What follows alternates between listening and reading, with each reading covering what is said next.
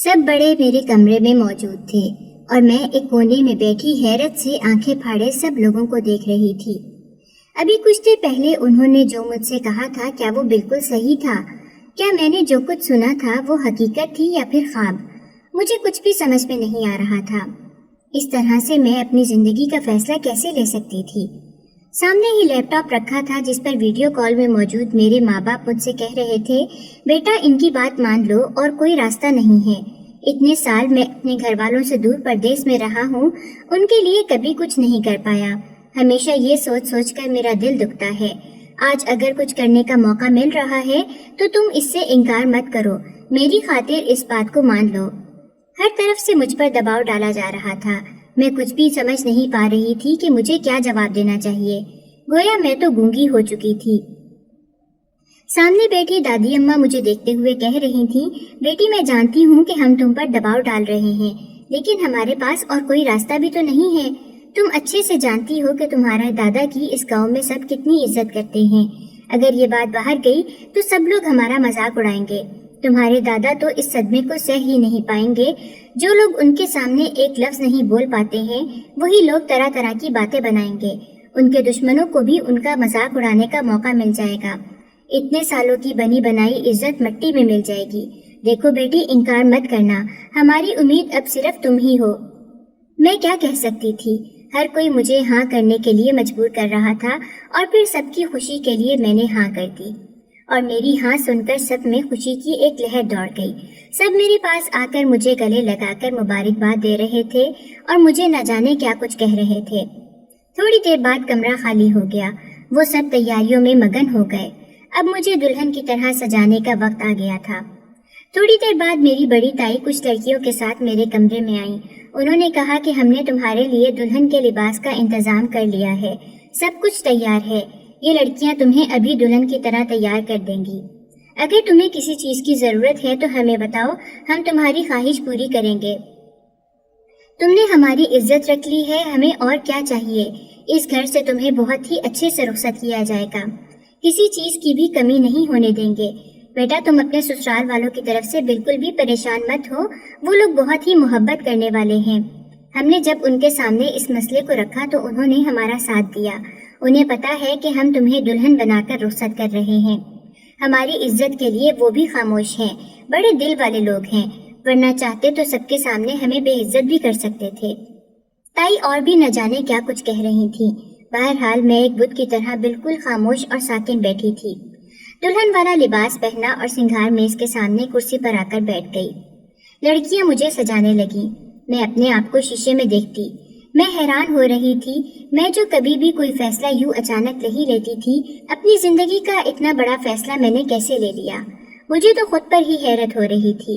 लेकिन वो कहते हैं ना कि इंसान चाहे कितना भी जिद्दी क्यों न हो, किसी न किसी मकाम पर आकर तो हार ही जाता है। और मैं भी यहाँ आकर हार गई थी। मेरी सबसे बड़ी कमजोरी मेरे रिश्ते थे। उन सब के लिए मैंने इस फैसले को मंजूर कर लिया था। पता नहीं आगे क्या होगा, सामने वाले मुझे दिल से कबूल करेंगे या नहीं, मुझे कुछ भी नहीं पता था। बहरहाल अब जो फैसला कर ही लिया था तो उस पर डटे रहना ही बहादुरी थी। मेरे अम्मी पापा ने कहा था कि वो अगले हफ्ते ही पहली फ्लाइट से पाकिस्तान आ जाएंगे। मुझे उनकी आमद का शिद्दत से इंतजार था। मैं खुद पहली बार यहाँ पर आई थी, लेकिन सबको अच्छे से जानती थी, क्योंकि मेरे पेरेंट्स ने कभी भी हमें रिश्तेदारों से दूर नहीं किया था। हमेशा वीडियो कॉल वगैरह पर हमारी उनसे बात होती ही रहती थी, इसलिए मैं सबको अच्छे से जानती थी। यहाँ आकर बिल्कुल भी अजनबीपन का एहसास नहीं हुआ था। उन सब की मोहब्बतों ने मुझे गर्विदा कर लिया था। मुझे तैयार करके बाहर हॉल में लाया गया। मैं काफी ज्यादा घबरा भी रही थी, लेकिन मेरी ताई और दादी मुझे मुसलसल तसल्ली दे रही थीं कि परेशान होने की बिल्कुल जरूरत नहीं है। तुम्हारे ससुराल वालों से हमने बात कर ली है, उन्हें इस सब पर कोई एतराज नहीं है, कोई कुछ भी नहीं कहेगा, तुम आराम से रहो। थोड़ी देर बाद निकाह वगैरह शुरू हो गया। मैंने घबराते घबराते कबूल किया और साइन कर दिए। एक तरफ मेरी चाची बैठी रो रही थी।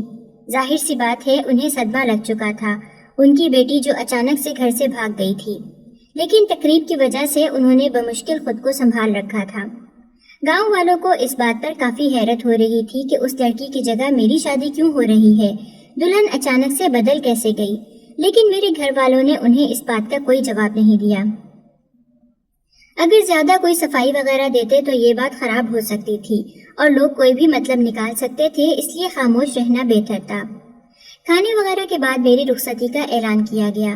مجھے رخصت ہو کر دوسرے گاؤں جانا تھا۔ گاؤں کی زندگی سے میں بالکل ہی ناواقف تھی۔ بہرحال سب سے مل کر میں گاڑی میں آ کر بیٹھ گئی۔ اپنے سسرال میں کسی کو بھی نہیں جانتی تھی، اتنا بھی نہیں پتا تھا کہ ان کے مزاج کس طرح کے ہیں۔ ایک عورت میرے ساتھ بیٹھی تھی، اس نے مجھے بتایا تھا کہ وہ میری ساس ہے۔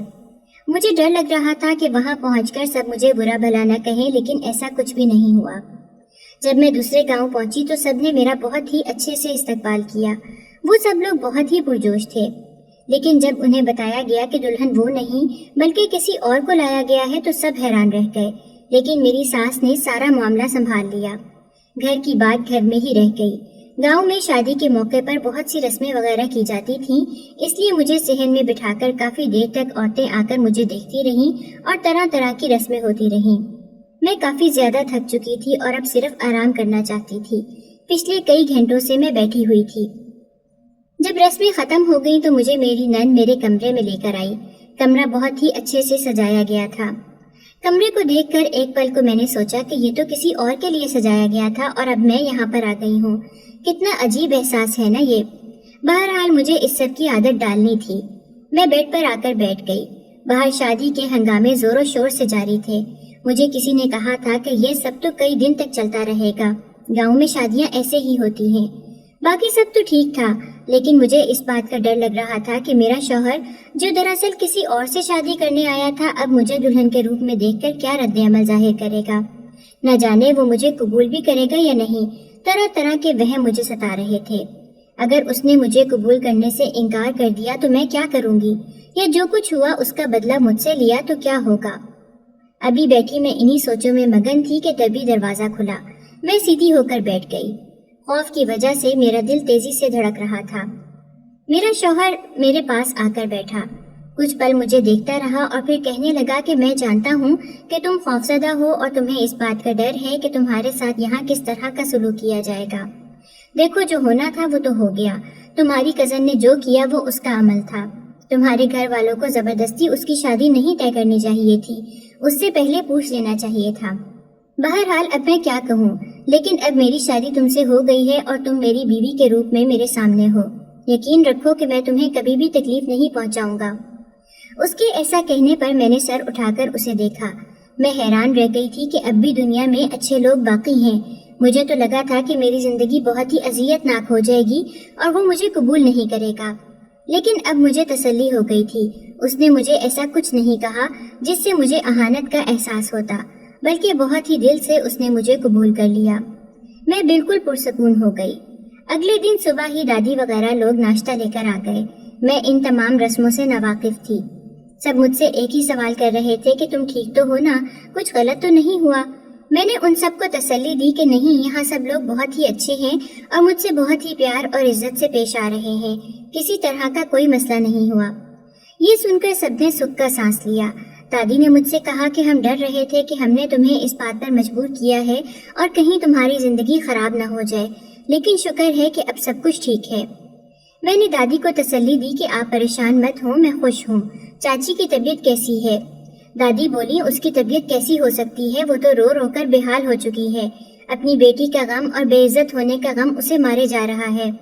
حالانکہ ہم اسے کئی بار سمجھا چکے ہیں کہ جو ہونا تھا وہ ہو چکا ہے، اس میں ہماری بھی غلطی ہے، ہمیں لڑکی سے پوچھ لینا چاہیے تھا، لیکن ہم نے جلد بازی سے کام لیا۔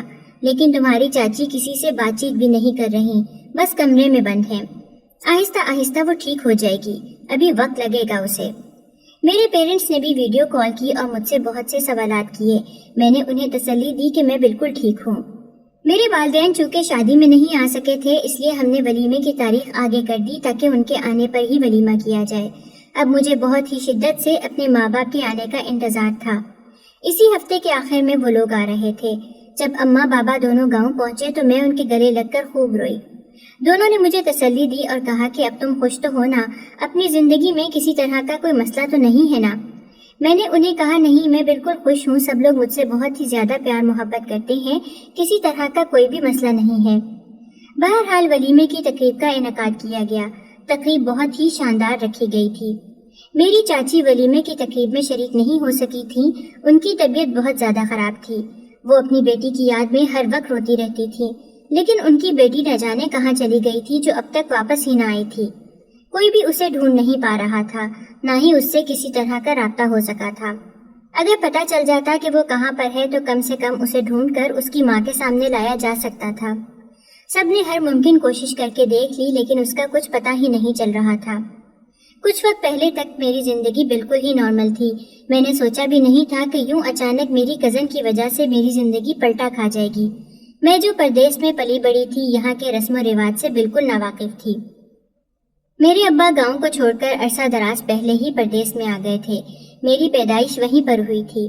میں نے اپنی پڑھائی وغیرہ بھی وہاں پر ہی مکمل کی تھی۔ میرا کوئی بہن بھائی نہیں تھا، اکلوتی تھی، اس لیے اپنے ماں باپ کی خوب لاڈلی بھی تھی۔ انہوں نے مجھے کبھی کسی چیز کی کمی محسوس نہیں ہونے دی تھی۔ باہر رہتے ہوئے بھی مجھے اچھی تربیت دی تھی۔ میں کسی بھی بری عادت کا شکار نہیں تھی اور لباس بھی خراب نہیں پہنتی تھی۔ ابا اکثر ہی گاؤں میں فون کرتے تھے اور میری بھی گھر والوں سے بات چیت کرواتے تھے، اس لیے میں سب کچھ جانتی تھی، مگر اب تک میں پاکستان نہیں آئی تھی۔ بہت بار اماں ابا سے کہا کہ مجھے پاکستان لے جائیں، لیکن یہاں پر میرے ابا کا ایک سٹور تھا اور وہ اسے چھوڑ کر نہیں آ سکتے تھے۔ اس لیے جب گاؤں سے ایک دن فون آیا کہ میری کزن کی شادی ہو رہی ہے اور ہمیں اس میں ضرور آنا ہوگا، دادی ابا سے کہہ رہی تھی کہ اب تک تم پاکستان آئے ہی نہیں ہو، جا کر واپس آنا بھول چکے ہو، لیکن اب تمہیں ہر حال میں آنا ہی ہوگا۔ تمہاری بھتیجی کی شادی ہے، اس میں تو شرکت کرنی ہی پڑے گی۔ میری ایک ہی کزن تھی، چاچو کی اکلوتی بیٹی۔ سب اس کی شادی کے لیے بہت ہی زیادہ پرجوش تھے۔ ایک بڑے خاندان میں اس کی شادی طے کی جا رہی تھی۔ اماں ابا کو روز دادی کا فون آتا اور وہ یہی بات کہتی کہ تم لوگ پاکستان آ جاؤ، کم سے کم شادی میں شریک ہونے تو آؤ، لیکن ابا کے کچھ مسئلے وغیرہ چل رہے تھے، اس لیے آنا ممکن نہیں تھا۔ ایسے میں اماں اور ابا نے مجھ سے کہا کہ بیٹی ہم تو وہاں جا نہیں سکتے، لیکن تم ہماری طرف سے شریک ہونے چلی جاؤ۔ پہلے تو میں حیران ہو گئی کہ میں کیسے جاؤں گی اور وہاں رہوں گی کیسے، لیکن پھر اماں اور ابا نے مجھے سمجھایا کہ اتنا مشکل نہیں ہے، ویسے بھی تم سب کو جانتی ہی ہو، وہاں سب تمہارا بہت دھیان رکھیں گے، کچھ دن کی ہی تو بات ہے۔ میں نے سوچا کہ ویسے بھی میں پاکستان جانا چاہتی تھی، یہ اچھا موقع ہے، چلی جاتی ہوں، اس لیے میں تیار ہو گئی۔ میں نے اپنا سامان وغیرہ پیک کیا۔ یونیورسٹی ویسے بھی ختم ہو چکی تھی اور میں فری تھی۔ ابا نے میرے ٹکٹ وغیرہ بھی کروا دیے تھے۔ ابھی شادی میں کافی دن باقی تھے، لیکن میں پہلے ہی ادھر آ رہی تھی۔ اس سے پہلے میں گاؤں وغیرہ اچھے سے گھومنا چاہتی تھی۔ میں جب پاکستان پہنچی تو ایئرپورٹ پر میرے چاچا مجھے لینے کے لیے آئے ہوئے تھے۔ ان سے مل کر میں بہت زیادہ خوش ہوئی۔ وہ بہت ہی نرم دل کے مالک تھے۔ مجھے ساتھ لیے گاؤں آئے۔ گاؤں کا ماحول دیکھ کر تو میری آنکھیں پھٹی کی پھٹی رہ گئیں۔ اتنا خوبصورت گاؤں تھا، میں نے سوچا بھی نہیں تھا کہ گاؤں اتنا پیارا ہوگا۔ سب سے مل کر میں صحن میں ہی بیٹھ گئی۔ یہاں سب مل جل کر ہی رہتے تھے، جوائنٹ فیملی تھی اور اچھے خاصے لوگ تھے۔ گاؤں کے لوگ مجھے دیکھنے کے لیے آ رہے تھے، وہ کافی پرجوش تھے۔ میں نے محسوس کیا کہ یہاں پر ہمارے گھر کی کافی زیادہ عزت کی جاتی ہے۔ میرے دادا گاؤں کا ہر فیصلہ خود کرتے تھے اور لوگ ان کی بات مانتے تھے۔ یہاں پر ہماری کافی زیادہ زمینیں بھی تھیں۔ میں نے اپنے کزنز کے ساتھ پورا گاؤں گھوما، ایک ایک جگہ کی تصاویر وغیرہ لی۔ میں بہت زیادہ پرجوش ہو رہی تھی۔ اپنے گھر پر بھی بات کی اور اپنے ماں باپ سے کہا کہ مجھے یہاں آ کر بہت خوشی محسوس ہو رہی ہے، میں پہلے کیوں نہیں آئی۔ مجھے خوش دیکھ کر وہ لوگ بھی خوش تھے۔ یہاں کے دیسی کھانے مجھے بہت ہی ذائقے دار لگ رہے تھے۔ میں روزانہ اپنے ماں باپ سے بات کرتی اور انہیں گاؤں کی ایک ایک چیز کے بارے میں بتاتی۔ گھر میں شادی کی تیاریاں پورے زور و شور سے جاری تھیں۔ مجھے بھی کافی زیادہ شاپنگ وغیرہ کروائی گئی۔ میری دادی نے بتایا تھا کہ یہاں پر شادی کی بہت سی تقاریب ہوتی ہیں اور کئی کئی دن تک شادی جاری رہتی ہے۔ یہ میرے لیے بہت ہی نئی بات تھی، کیونکہ میں نے تو ابھی تک صرف عام سی شادیاں دیکھی تھی جو ایک دو دن میں ہی ختم ہو جاتی تھی، لیکن یہاں پر جب سے میں آئی تھی شادی کی طرح طرح کے فنکشن ہو رہے تھے۔ لیکن ایک بات جو میں نے محسوس کی وہ یہ تھی کہ میری کزن جس کی شادی ہونے والی تھی وہ بالکل بھی خوش نظر نہیں آ رہی تھی، ہمیشہ الگ تھلگ بیٹھی رہتی۔ جب بھی میں کسی سے اس بارے میں پوچھتی تو وہ کہتے کہ یہ تو نارمل سی بات ہے، وہ اپنا گھر بار چھوڑ کر دوسرے گھر جائے گی اسی لیے اداس ہے۔ لیکن مجھے یہ اداسی نہیں بلکہ کچھ اور ہی لگتا تھا۔ لیکن چونکہ میں یہاں پر نئی نئی آئی تھی اس لیے میں نے کچھ زیادہ سوالات بھی نہیں کیے۔ ایک رات جب مجھے نیند نہیں آ رہی تھی تو میں اٹھ کر کمرے سے باہر آ گئی۔ مجھے ایک طرف سے کسی کے باتیں کرنے کی آواز آ رہی تھی، لگ رہا تھا جیسے کوئی رو رہا ہے۔ آواز پچھلے باغیچے سے آ رہی تھی۔ میں آہستہ آہستہ چلتی پچھلے باغیچے کی طرف آئی تو دیکھا کہ ایک طرف میری وہ کزن بیٹھی ہوئی تھی جس کی شادی تھی۔ وہ کسی سے فون پر بات کرتے ہوئے رو رہی تھی۔ مجھے اس کی باتیں سنائی تو نہیں دے رہی تھیں، لیکن میں اس کے پاس آ کر جیسے ہی بیٹھی اس نے فوراً سے موبائل بند کر لیا اور اپنے آنسو کو پونچھ کر اٹھ کر جانے لگی۔ میں نے ہاتھ پکڑ کر اسے روک لیا اور کہا کہ کیا بات ہے، تم ہر وقت ایسے پریشان کیوں رہتی ہو؟ کوئی مسئلہ ہے تو بتاؤ، ہم سب اسے حل کر دیں گے۔ اس نے میری طرف دیکھا اور کہا کہ کچھ بھی نہیں۔ یہ کہہ کر اپنا ہاتھ چھڑوا کر وہ وہاں سے چلی گئی۔ میں سمجھ گئی تھی کہ کوئی نہ کوئی مسئلہ تو ضرور ہے، لیکن وہ اس بارے میں بات نہیں کرنا چاہ رہی ہے، اور ظاہر سی بات ہے میں زبردستی تو نہیں کر سکتی تھی۔ اگر وہ نہیں بتانا چاہ رہی تو میں کیسے پوچھ سکتی تھی؟ اگلے دن صبح میں نے دادی سے اس بارے میں بات کی تو وہ کہنے لگی تمہارا وہم ہوگا، ایسا کچھ نہیں ہے، تم پریشان مت ہو، کچھ ہی دن میں شادی ہونے والی ہے، وہ اس بات سے پریشان ہوگی کہ یہ گھر چھوڑ کر جانا پڑے گا، گھر بھر کی ڈانٹلی رہی ہے نا اس لیے۔ انہوں نے ایک بار پھر سے یہ کہہ کر ٹال دیا، لیکن مجھے محسوس ہو رہا تھا کہ وہ شادی کی کسی بھی تیاری میں خوشی خوشی حصہ نہیں لے رہی تھی، ایسا لگ رہا تھا جیسے زبردستی کی جا رہی ہے۔ بہرحال میں نے اس معاملے میں مزید کچھ بولنا مناسب نہیں سمجھا، ورنہ سب لوگ مجھے ہی غلط سمجھتے۔ ایک دو بار میں اس کے سسرال والوں سے ملی تھی، رسمی سی بات چیت ہوئی تھی، وہ لوگ کافی سلجھے ہوئے لگتے تھے۔ شادی کی تیاریاں پورے زور و شور سے ہو رہی تھیں، ہر وقت گھر میں گہما گہمی رہتی تھی، کبھی کسی چیز کی خریداری کی جاتی تو کبھی کسی چیز کی۔ جو شادی کا دن قریب آ رہا تھا سب بہت ہی مصروف رہنے لگ گئے تھے، میں بھی ان کاموں میں سب کا ہاتھ بٹا رہی تھی۔ یہ سب میرے لیے بہت ہی نیا تھا، اس لیے مجھے بہت مزہ آ رہا تھا۔ مہندی والے دن سب لوگ گھر کے صحن میں جمع تھے جہاں پر تقریب کا انتظام کیا گیا تھا۔ میں بھی خوب تیار ہو کر مہندی کے اس فنکشن میں حصہ لینے کے لیے بہت ہی پرجوش تھی، پہلی بار اس طرح کے فنکشن کو دیکھنے والی تھی۔ سب مہمان آ گئے تو دادی نے کہا کہ دلہن کو تو لے کر آ جاؤ، دلہن کے بنا مہندی کا فنکشن کیسے ہو سکتا ہے؟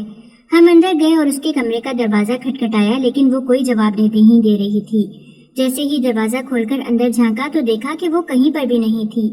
میں ایک دم سے پریشان ہو گئی کہ ابھی تھوڑی دیر پہلے ہی تو وہ یہاں پر تھی، اب اچانک سے کہاں چلی گئی؟ میں نے فوراً سے جا کر چاچی کو اطلاع کی کہ دلہن کہیں پر بھی نہیں مل رہی ہے، وہ اپنے کمرے میں نہیں ہے، کیا آپ نے اسے کہیں دیکھا ہے؟ یہ سن کر چاچی پریشان ہو گئی اور مجھے کہنے لگی کہ کہاں جا سکتی ہے، اپنے کمرے میں ہی تو تھی، تیار ہو کر آنے والی تھی، سب مہمان انتظار کر رہے ہیں، اب پتہ نہیں یہ لڑکی کہاں چلی گئی ہے۔ میرے ساتھ وہ اس کے کمرے میں آئی اور ایک بار پھر پورا کمرہ دیکھا، لیکن وہ کہیں پر بھی نہیں تھی۔ دادی نے ہم دونوں کو پریشان دیکھا تو کہنے لگی کہ کیا ہوا، تم سب لوگ کہاں چلے گئے ہو، اتنا پریشان کیوں ہو؟ چاچی نے انہیں بتایا کہ دلہن تو مل ہی نہیں رہی۔ یہ سن کر وہ بھی پریشان ہو گئی اور کہنے لگی آہستہ بولو، کسی مہمان کے کان میں یہ بات نہیں جانی چاہیے، آخر وہ کہاں جا سکتی ہے، یہیں کہیں پر ہوگی، سب مل کر اسے ڈھونڈتے ہیں۔ گھر میں سب کو یہ بات پتہ چل گئی تھی کہ وہ غائب ہے۔ سب لوگ اچانک سے بہت زیادہ پریشان ہو گئے تھے، ہر جگہ اسے ڈھونڈ رہے تھے، لیکن وہ کہیں پر بھی نظر نہیں آ رہی تھی۔ ہم نے گھر کا ایک ایک کمرہ چھان لیا، باغیچہ بھی دیکھ لیا، لیکن وہ کہیں پر بھی نہیں تھی۔ پریشانی کی وجہ سے سب ایک ہی کمرے میں بیٹھے اسی بات کو سوچ رہے تھے کہ اچانک سے وہ کہاں گم ہو گئی، تھوڑی دیر پہلے تو یہیں پر تھی، کسی نے بھی اسے باہر جاتے نہیں دیکھا تھا۔ دادی کہنے لگیں کہیں وہ گھر سے چلی تو نہیں گئی۔ یہ سن کر چاچی پریشان ہو گئی۔ جب اس کے کمرے کی اچھے سے تلاشی لی گئی تو وہاں پر ایک خط ملا جس میں لکھا تھا کہ میں یہ شادی نہیں کرنا چاہتی ہوں، آپ میں سے کسی نے بھی مجھ سے نہیں پوچھا اور زبردستی میری شادی کر دی، میں کسی اور سے محبت کرتی ہوں، وہ غریب ہے، میں جانتی ہوں آپ لوگوں میں سے کوئی بھی اسے قبول نہیں کرے گا، اس لیے میں یہ گھر چھوڑ کر ہمیشہ ہمیشہ کے لیے اس کے ساتھ یہاں سے جا رہی ہوں، مجھے ڈھونڈنے کی یا میرے پیچھے آنے کی کوشش مت کرنا۔ وہ خط پڑھ کر ہم سب پریشان ہو گئے۔ دادی نے کہا کہ یہ بات گھر سے باہر نہیں جانی چاہیے ورنہ ہماری بہت زیادہ بے عزتی ہوگی۔ گاؤں بھر میں اس کی تلاش شروع کر دی گئی، لیکن وہ کہیں پر بھی نہیں مل رہی تھی۔ ظاہر سی بات ہے وہ جا چکی تھی تو کہاں سے ملتی۔ میرا شک صحیح ثابت ہوا تھا، مجھے لگ رہا تھا کہ وہ اس شادی سے خوش نہیں ہے۔ کاش وہ پہلے گھر والوں کو یہ سب بتا دیتی تو آخری وقت میں سب کو اتنا شرمندہ نہ ہونا پڑتا، یا گھر والے ہی شادی طے کرنے سے پہلے اس سے پوچھ لیتے۔ میں اٹھ کر اپنے کمرے میں آ کر بیٹھ گئی۔ پتہ نہیں اب کیا ہوگا، شادی تو ہونے کا کوئی چانس تھا ہی نہیں، ظاہر سی بات ہے دلہن ہی نہیں تھی تو شادی کیسے ہوتی۔ میں جانتی تھی کہ اگلے کئی دن تک گھر کا ماحول بہت ہی افسردہ رہے گا۔ मैं अपने कमरे में बैठी सबके बारे में ही सोच रही थी। उसी वक्त मेरे कमरे का दरवाजा बजा और दादी अंदर दाखिल हुई। उनके साथ साथ बाकी सब घर के बड़े भी मौजूद थे। मैं हैरान हुई कि वो सब के सब एक साथ मेरे कमरे में क्यों आए हैं। मैं एकदम से अपनी जगह से खड़ी हो गई और दादी से कहा कि क्या हुआ है, क्या बात है, खैरियत तो है ना? वो बोली, हाँ बेटी खैरियत है, तुम बैठो तो सही, हमें तुमसे कुछ बात करनी है। न जाने क्या बात थी जो वो सब एक साथ यहाँ आ गए थे। मैं परेशान हो रही थी। दादी ने कहा अपने पापा को कॉल मिलाओ। दादी के कहने पर मैंने पापा को वीडियो कॉल की। पापा और अम्मी दोनों ही कॉल पर थे। मुझे कुछ भी समझ नहीं आ रहा था। फिर दादी ने मुझसे कहा कि देखो बेटा, अब हमारी इज्जत तुम्हारे ही हाथ में है। खानदान में और कोई लड़की नहीं है, इसलिए हमने फैसला किया है कि तुम्हारी कजन की जगह हम तुम्हें रुखसत करेंगे। ये सुनकर मैं अपनी जगह से उछल कर रह गई। मैंने दादी से कहा कि आप ये क्या कह रही हैं? शादी तो कजन की होनी थी ना, तो अब मुझे क्यों रुखसत किया जा रहा है? मैं कैसे रुखसत हो सकती हूँ? लेकिन वो सब मुझे बोलने लगे कि देखो बेटा, तुम्हें हमारी बात माननी ही पड़ेगी। हमारी तुमसे उम्मीदें वाबस्ता हैं और कोई रास्ता नहीं बचा है। अगर तुमने शादी से इनकार कर दिया तो हम सब गाँव वालों के सामने मुंह दिखाने के लायक नहीं रहेंगे। तुम्हारे दादा की तबीयत भी खराब हो रही है और तुम्हारी चाची भी बहुत ज्यादा परेशान है। लड़के वालों से बात कर ली है, तुम्हारे माँ बाप भी इस बारे में जानते हैं। हम सब राजी हैं, बस तुम्हारी हाँ के मुंतजिर हैं। मैं कुछ भी समझ नहीं पा रही थी कि मुझे क्या फैसला लेना चाहिए। यूं अचानक शादी ठीक रहेगी या नहीं? बहरहाल सबके कहने पर मैं आखिरकार हार गई और मैंने हाँ कर दी। शादी के बाद रुखसत होकर दूसरे गांव चली आई। शादी के बाद मेरी जिंदगी नॉर्मल थी। मैं जो समझ रही थी कि मुझे काफी मुश्किलात का सामना करना पड़ेगा और यहाँ धुतकार दिया जाएगा, तो ऐसा कुछ भी नहीं हुआ था। मुझे मेरे शौहर और उसके घर वालों ने बहुत ही अच्छे से कबूल कर लिया। मेरा शौहर मुझसे मोहब्बत करने लगा और हमारी जिंदगी अच्छी खासी गुजरने लगी। मैं अपनी जिंदगी में मुकम्मल तौर पर सेट हो गई थी। वलीमे की तकरीब पर मेरे माँ बाप भी आ गए थे। उनके गले लगकर मैं खूब रोई। वलीमे के कुछ दिन बाद ही वो लोग वापस चले गए। शादी के फंक्शन वगैरह खत्म हुए और जिंदगी मामूल पर आई तो मैंने भी घर पर तवज्जो देना शुरू कर दी। मुझे घर के कामकाज करने आते थे। मेरी अम्मी ने मुझे सब कुछ सिखा रखा था। बस गांव की कुछ चीजें नहीं पता थी, वो भी आहिस्ता आहिस्ता मैंने सीखना शुरू कर दी। यहाँ मुझे किसी भी परेशानी का सामना नहीं करना पड़ रहा था। मेरे शौहर बहुत बड़े जमींदार थे। यहाँ उन लोगों की बहुत सी जमीनें थीं। वो हर वक्त जमीनों पर ही अपने काम में मसरूफ रहते थे। घर के पिछले हिस्से में एक बहुत बड़ा बागीचा बना हुआ था। मेरी दादी लोगों के घर में भी बागीचा था, लेकिन ये वाला बागीचा बहुत प्यारा और बहुत ही खूबसूरत था। यहाँ तरह तरह के पौधे लगे हुए थे। मुझे हमेशा से बागबानी का शौक था। पौधे देखकर मुझे बहुत ही खुशी महसूस होती थी। मेरे शौहर अक्सर ही शहर से पौधे वगैरह लाया करते थे, जिन्हें मैं यहाँ पर लगा देती थी। बागीचे के बीचों बीच एक फव्वारा बना हुआ था जो बहुत ही खूबसूरत मंजर पेश करता था। दिन का एक बड़ा हिस्सा मैं इसी बागीचे में गुजारती थी, लेकिन अक्सर ही मेरा शौहर मुझे कहता था कि बागीचे में ज्यादा मत रुका करो, और जब भी मैं कोई पौधा लगाने लगती वो अपनी निगरानी में खुदाई करवाता था। मुझे इस बात पर काफी हैरत होती थी। मैं जो खुद अपने हाथों से मिट्टी खोद कर उसमें पौधा लगाना चाहती थी, मेरा शौहर मुझे मना कर देता था। बहरहाल मैंने उसकी इस बात पर कभी भी कोई शिकवा नहीं किया। मैं रिश्ते में कोई बदमज़गी नहीं पैदा करना चाहती थी, इसलिए खामोश हो जाती। एक दिन बारिश काफी ज्यादा तेज हुई। तेज बारिश की वजह से बागीचे के बहुत से पौधे निकल गए। वो पौधे जो मैंने नए नए लगाए थे वो सब के सब बाहर आ गए और पूरे बागीचे में मिट्टी ही मिट्टी फैल गई। हर तरफ कीचड़ ही कीचड़ था। जब बारिश रुकी तो मैंने सोचा कि बागीचे की सफाई की जाए। मेरा शौहर किसी काम से शहर गया हुआ था। उसकी गैर मौजूदगी में ही मैंने बागीचे की सफाई करना शुरू कर दी। सारा कीचड़ वगैरह साफ किया और जो पौधे निकल गए थे उन्हें एक तरफ रख दिया। मेरा इरादा था कि जब मिट्टी सूखेगी तो मैं उसमें खुदाई करके पौधे वापस लगा दूंगी, क्योंकि अभी भी थोड़ा बहुत पानी जमा था। उसी रात मेरे शौहर ने फोन करके कहा था कि उन्हें शहर में थोड़ा ज्यादा काम है, इसलिए वो इस हफ्ते वापस नहीं आ सकेंगे। मैं जो उनके वापस आने का इंतजार कर रही थी, फिर मैंने सोचा कि चलो मैं खुद ही ये सारा काम कर दूंगी। वैसे तो मुझे खुदाई करने से वो मना करते थे, लेकिन अब कोई चारा नहीं था, मुझे खुद ही करना था, वरना ये पौधे खराब हो जाते और मुरझा जाते। मुझे ये बहुत ही ज्यादा पसंद थे, इसलिए मैं उन्हें खराब नहीं होने देना चाहती थी। जब बागीचे से पानी उतर गया और वो साफ सुथरा हो गया तो मैंने वो पौधे निकाले और कुदाल लेकर बागीचे में आ गई। मैंने कुदाल उठाकर जमीन खोदना शुरू कर दी। मैं जमीन खोदती जा रही थी। उसी वक्त कुदाल के साथ कुछ फंसा। میں نے جب اسے باہر نکالا تو اس میں سے کسی لڑکی کے کچھ کپڑے نکلے۔ مجھے کافی حیرت ہوئی کہ کسی کے کپڑے اس زمین کے اندر کیا کر رہے ہیں۔ دوپٹے کے اندر کچھ بندھا ہوا تھا۔ میں نے دوپٹہ کھولا تو دیکھا اس میں کچھ تصاویر تھیں۔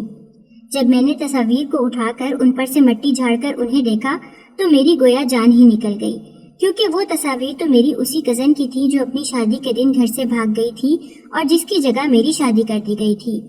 اس لڑکی کی تصاویر یہاں کیا کر رہی ہیں؟ تصویروں میں موجود لباس اس مٹی کے اندر سے ملنے والا لباس ہی تھا، یعنی دونوں ایک ہی لباس تھے، مطلب یہ کپڑے اسی کزن کے تھے۔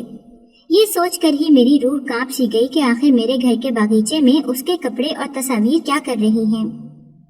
میں فوراً سے پریشان ہو گئی اور ان تمام چیزوں کو لے کر اپنے کمرے میں آ کر بیٹھ گئی۔ کچھ سمجھ نہیں آ رہا تھا کہ کیا کروں اور کس سے اس بات کا ذکر کروں۔ اگر اپنے شوہر کو بتاتی تو وہ ضرور مجھے اس بات پر ڈانٹتے کہ تم نے زمین خود سے کیوں کھودی، اور یہ میری کزن کا معاملہ تھا، میں کس سے کہتی۔ میں نے ایک فیصلہ کیا اور ایک بیگ کے اندر وہ تمام چیزیں ڈالی اور اپنی ساس کے پاس آ کر ان سے کہا کہ مجھے دادی لوگوں کے گھر جانا ہے، کچھ کام ہے، شام تک میں واپس آ جاؤں گی۔ پھر میں ڈرائیور کے ساتھ اپنے گاؤں آ گئی۔ سب مجھے دیکھ کر خوش ہو گئے، لیکن میرے چہرے پر پریشانی کے آثار صاف نظر آ رہے تھے۔ دادی نے مجھ سے کہا کہ آخر کیا ہوا ہے۔ میں نے بیگ سے وہ چیزیں نکال کر ان کے سامنے رکھ دیں۔ وہ کپڑے دیکھتے ہی میری چاچی کہنے لگی، یہ تو میری بیٹی کے کپڑے ہیں۔ میں نے ان سے کہا جی ہاں، اور ساتھ میں اس کی تصاویر بھی اس مٹی میں دبی ہوئی تھیں۔ یہ کہہ کر میں نے وہ تصویریں ان کے سامنے رکھ دیں۔ وہ تصویریں دیکھتے ہی انہوں نے مجھ سے کہا کہ یہ تو اس کی یونیورسٹی کے ایک فنکشن کی تصویریں ہیں۔ وہ شہر میں ہاسٹل میں رہ کر پڑھائی کرتی تھی، وہیں پر ایک فنکشن تھا، تب اس نے یہ تصاویر بنوائی تھیں۔ آخر تمہیں یہ سب کہاں سے ملا؟ جب میں نے انہیں بتایا کہ یہ میرے گھر کے باغیچے میں دبی ہوئی تھیں تو یہ جان کر وہ سب پریشان ہو گئے کہ آخر یہ چیزیں وہاں کیا کر رہی تھیں۔ اب اس بات کا جواب تو صرف میرے سسرال والے ہی دے سکتے تھے۔ میں نے دادی سے کہا کہ میں نے وہاں پر اس بارے میں کسی کو کچھ بھی نہیں بتایا ہے، سیدھا آپ کے پاس ہی آ گئی، اب آپ بتائیں کیا کرنا ہے۔ دادی کہنے لگیں کہ تم نے یہ اچھا کیا، ایسا کرو تم اپنے گھر جاؤ اور اس بات کا ذکر کسی سے بھی مت کرنا۔ جب تمہارا شوہر شہر سے واپس آ جائے گا تو اسے لے کر یہاں پر آنا، ہم خود اس سے بات کریں گے، تب تک تم بالکل خاموش رہنا۔ دادی کی بات مان کر میں خاموشی سے گھر آ گئی اور کسی سے کچھ بھی نہیں کہا۔ میرے شوہر شہر سے آئے تو میں انہیں ساتھ لیے اپنے گاؤں آئی۔ انہیں بالکل اندازہ نہیں تھا کہ میں آخر انہیں کس لیے لے کر جا رہی ہوں۔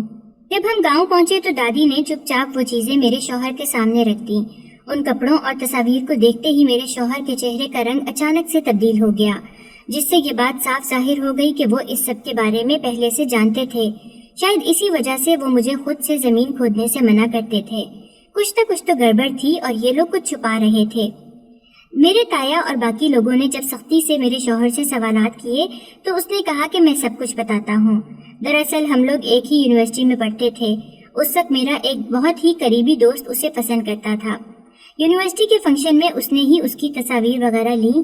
ہم سب اسے سمجھاتے تھے کہ یہ ممکن نہیں ہے، وہ لڑکی تم سے شادی نہیں کرے گی، کیونکہ ہم سب جانتے تھے کہ وہ ایک اور گاؤں سے ہے اور اتنا آسان نہیں ہے اس سے شادی کرنا۔ لیکن میرا دوست اس کے پیچھے پڑ گیا۔ یونیورسٹی ختم ہونے کے بعد وہ اپنے گاؤں واپس آ گئی۔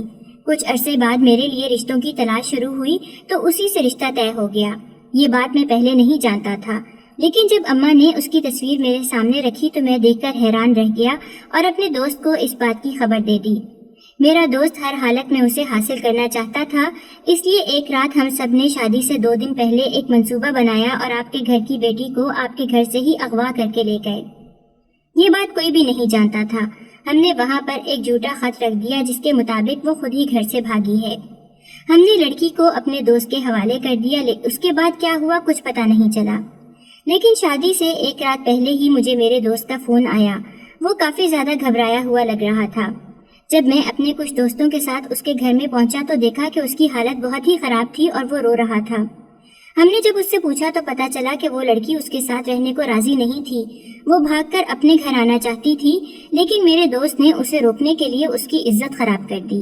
اس کا خیال تھا کہ اس طرح سے وہ ہمیشہ اس کے پاس رہے گی اور واپس نہیں جائے گی، لیکن اس زبردستی میں اس کو پتہ ہی نہیں چلا کہ اس نے اتنا ظلم کیا کہ اس لڑکی کی جان ہی چلی گئی۔ اب وہ کافی زیادہ پریشان تھا۔ شادی سے کچھ دن پہلے تک وہ اسے فون کر کے بھی پریشان کرتا رہا تھا۔ वो लड़की उसके साथ रहने को बिल्कुल राजी नहीं थी। वो वहाँ से जाना चाहती थी, लेकिन अब मामला बहुत ज्यादा खराब हो चुका था। हमने किसी न किसी तरह उसे कहीं दफना दिया और उसके बाद उसके कपड़े और तस्वीर मैंने अपने घर के पिछले बागीचे में दफना दिए। ये सब हमने बहुत ही जल्दबाजी में किया था, इसलिए जब आप लोगों ने लड़की की गैर मौजूदगी की वजह से मेरी शादी दूसरी लड़की से तय कर दी तो मैंने खामोशी से इस बात को कबूल कर लिया और अपने घर वालों को भी मना लिया। किसी तरह का कोई मसला नहीं हुआ, लेकिन मैं नहीं जानता था कि एक न एक दिन ये राज खुल ही जाएगा। ये सब सोच सोचकर अक्सर ही मुझे डर लगता था और रात को मुझे नींद नहीं आती थी। मुझे हमेशा इस बात का डर रहता था कि कहीं किसी को इस बारे में कुछ पता न चल जाए। मेरा वो दोस्त बहुत ही ज्यादा परेशानी का शिकार है, तकरीबन नीम पागल सा हो चुका है। मैंने उसकी खातिर ये सबसे छुपाए रखा। मैं जानता हूँ कि आप अपनी बेटी के लिए बहुत ज्यादा परेशान हैं और उसे तलाश करने में लगे हुए हैं। मेरे अंदर कभी हिम्मत नहीं हुई कि आपको सच्चाई बता सकूं। अपने शौहर के मुंह से ये सब सुनकर तो मैं शदीद तरीन हैरत का शिकार हो गई। मेरी चाची एक बार फिर से रोने लग गई और कहने लग गई कि हम सब समझ रहे थे कि वो हमारी इज्जत दागदार करके घर से भाग गई है, और देखो बेचारी के साथ क्या हुआ। मैं अपनी बेटी को कितना बुरा भला कहती रही और इन्होंने मेरी बेटी के साथ कितना बड़ा जुल्म किया। घर वाले सभी बहुत ही ज्यादा गुस्से में आ गए थे। मैं भी अपने शौहर के साथ घर वापस नहीं गई। उसने हरकत ही ऐसी की थी। उसके दोस्त को ढूंढा गया, मेरी कजन की कब्र भी मिल गई। हमने उसे पुलिस के हवाले कर दिया। उसे उसके किए की सजा तो मिलनी ही चाहिए थी। मेरी मासूम कजन की जिंदगी उसने बर्बाद कर दी थी। उस पर इतना बड़ा जुल्म किया और इस सब में मेरे शौहर ने उसका साथ दिया। ये सोचकर ही मुझे तकलीफ महसूस हो रही थी। हम सब जो इतने दिन से अपनी कजन को ही बुरा भला कहते आ रहे थे, अब हकीकत खुली तो पछतावा हो रहा था। पता नहीं इन लोगों ने उसे कितनी तकलीफ पहुंचाई होगी। मैंने अपने शौहर से तलाक का मुतालबा कर दिया। मैं मजीद उसके साथ नहीं रह सकती थी। कुछ दिन बाद मेरे शौहर ने मुझे तलाक भिजवा दी। इससे पहले उसने मुझसे कई बार कहा कि वो मुझे तलाक नहीं देना चाहता है, मेरे साथ रहना चाहता है, लेकिन मैंने उसके साथ रहने से इनकार कर दिया। यही बेहतर था, वरना मैं हमेशा उसके साथ रहते हुए इस पछतावे का शिकार होती कि मैं एक जालिम इंसान के साथ रह रही हूँ जो कि मेरी कजन का भी मुजरिम है। इसलिए बेहतर था कि मैं ये सब कुछ छोड़ छाड़ कर यहाँ से हमेशा हमेशा के लिए चली जाऊं। मैंने अपने वालिदैन से बात की और अपने टिकट करवाकर वापस चली आई। अब इस वाकये को काफी अरसा गुजर गया है, लेकिन अक्सर औकात मुझे ये सब कुछ याद आता है और मुझे पछतावों में घेर लेता है। काश हम सब उसे समझने की कोशिश करते तो आज हालात तब्दील होते, ये सब ना होता और वो आज हमारे बीच मौजूद होती।